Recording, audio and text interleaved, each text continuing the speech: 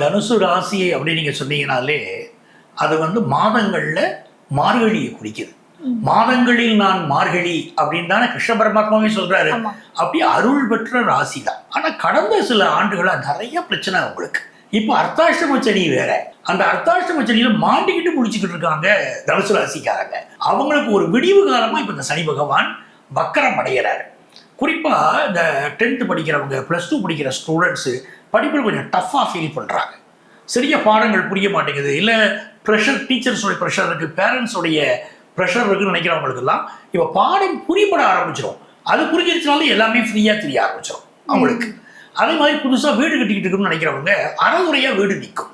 இப்போ அந்த problem solve ஆகி நல்லபடியாக வீடு கட்டிட முடியும். சிஸ்டரோட சிலருக்கு ப்ராப்ளம், பிரதரோட ப்ராப்ளம் இருக்கும். அதில் ஒரு உடன்படிக்கை இப்போ ஏற்பட்டுரும். சொத்து சம்மந்தப்பட்ட பிரச்சனை குடும்பத்தில் ஓடிக்கிட்டு இருக்கும், பங்காளி பிரச்சனை, வாய்க்கால் வரப்பு பிரச்சனை, அதுலலாம் ஒரு நல்ல முடிவு கிடைக்கும். அம்மாவுடைய ஹெல்த்தில் ப்ராப்ளம் இருக்குது அப்படிங்கிறவங்களுக்கு இப்போ அதுக்கு நல்ல மெடிக்கல் அட்வைஸ் கிடைச்சி அம்மாவுக்கு நல்ல உதவியாக இருக்கும். இப்போ அது வண்டி வாகனங்களில் ப்ராப்ளம் வச்சுக்கிட்டே இருக்கும். அதுக்கு எல்லாமே இப்போ நீங்கள் அழகாக சர்வீஸ் பண்ணீங்கன்னா எல்லாமே ப்ராப்ளம் இல்லாமல் இருந்துக்கலாம்.